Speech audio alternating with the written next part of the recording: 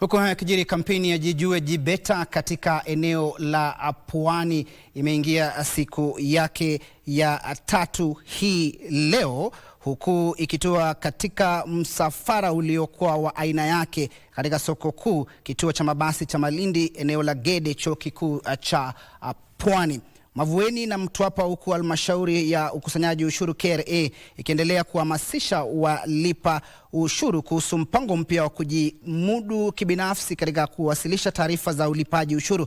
Mpango huo unawaruhusu walipa ushuru kutumia nambari maalum ya WhatsApp au ujumbe mfupi kuwasilisha taarifa za ulipaji ushuru kwa urahisi, na hivyo kuokoa muda wa kupunguza gharama zilizokuwa zikitumika awali katika uwasilishaji wa taarifa hizo. Kampeni hiyo imeandaliwa na KRA na mshirika wake, shirika la utangazaji humu nchini KBC.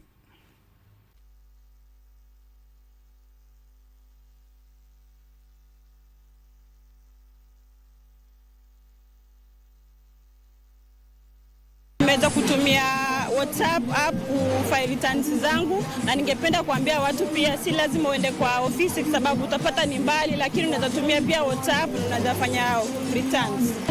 Leo nimeweza kutumia hii WhatsApp na nimeweza kufile returns zangu na nikaweza kushinda mwamvuri.